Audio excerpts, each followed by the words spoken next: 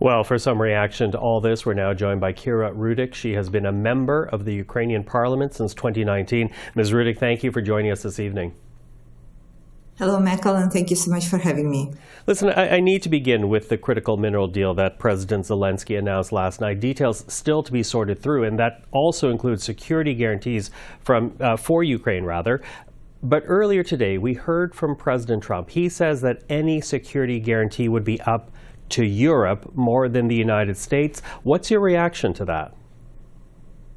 Well, Michael, the details of the deal are unclear as of right now. We have seen only the framework saying that more details are to come. But the general structure is not quite clear for me that the United States are getting the rare minerals profits, but Europe is responsible for the security, and it doesn't just add up. The thing that we have seen is that President Trump is operating under illusion that Putin wants peace, but we didn't see any confirmation to that from our side. So Russia keeps attacking us every day and night. So right now we are in this position that we have more unknowns than actually knowledge-based facts. This is why I think we should wait a little bit, because the details of all of this and how it will all come together, it just doesn't seem right to me. It doesn't seem right to you, and you're right. We need to wait for details here. But if there is no security guarantee from the United States, is it wise for Ukraine to be negotiating access to critical minerals in your country? I absolutely agree with you. For any kind of deal, for any kind of support, the baseline is the security guarantees. Like, what are we getting if we give up our rare minerals or the proceeds on them? We also need to understand, because it is unclear from the framework, if this is a deal about the past or it is a deal about the future. Because Donald Trump made statements a couple of times regarding that Ukraine needs to pay back for what Biden administration was sending here. Now we hear that perhaps this is for the future support of the United States. But however, in any case, it is again not clear what direction this will go. I will tell you that for us, the main and key item of any deal is, how do we make sure that Russia would not attack us again? And it has not been clear up to this point of how would anyone or any organization in the world ensure the security for Ukraine. So the deal may be good, may be bad, but it's definitely not solving the issue that we currently have. Russia constantly attacking us, and Ukraine not being able to galvanize this support to make a final fight back. Mm-hmm. And to your point, the fighting has not stopped. I'm going to get to Russia in a moment, but whenever this war ends, going back to critical minerals here, Ukraine is going to need money to rebuild. This war has been devastating for your country. Are you worried that giving the U.S. mineral rights to this rare earth will rob Ukraine of the financial resources it will need to rebuild? It's a difficult question. Of course, our surviving is our top priority, and we will do whatever it takes for our survival and for bringing just peace to our territories. However, of course, it will be unfair to, as President Zelenskyy said, to do a deal that 10 generations of Ukrainians will have to pay off for.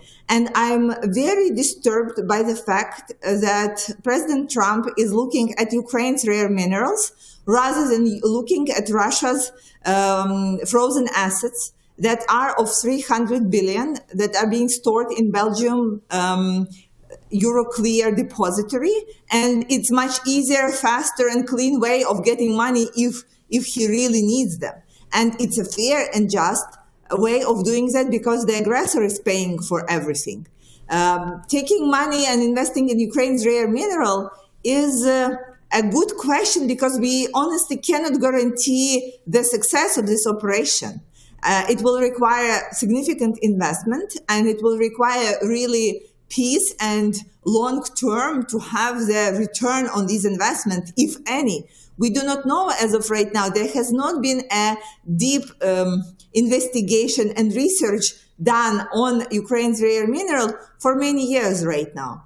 Mm-hmm. So, and to your point, rather than looking to the rare minerals as a way of payback to the U.S., there have been Russian assets seized because of this illegal invasion, the result of sanctions against Russia these many years. You know, before we're done here, we did earlier this week see the Prime Minister, along with European leaders, make a show of solidarity in Kyiv.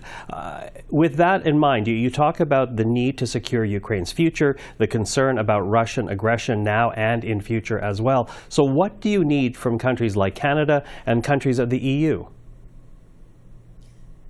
We need for all the countries of the democracies to accept the responsibility for the security, even if the position of the United States will be hectic as it is right now.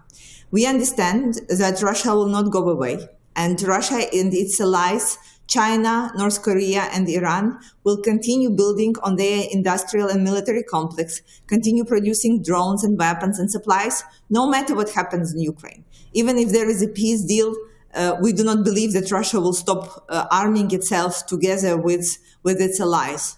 So right now we need democratic countries to take security seriously, to go ahead with the decisions that we were expecting for a long time, ramping up the GDP that is going to security according to NATO agreements, but going more, making the straightforward and rapid decisions in terms of the trainings, increasing military capacity inside those countries. Of course, we are waiting for a significant decision on funds that will go to Ukraine from Europe and the amount of weapons and supplies that Europe will start producing. Because one of the issues with the support of the United States is, of course, funds. But the second is that the United States is sole producer of many air defense systems and many types of weapons that we are right now using. So for Europe to effectively defend itself, no matter who is sitting in the White House, it needs to be able to do so. And that will take investing in its own security. Kira Rudik, thank you for this. Appreciate the insight and always appreciate the time. Thank you. Thank you, Michael, and glory to Ukraine.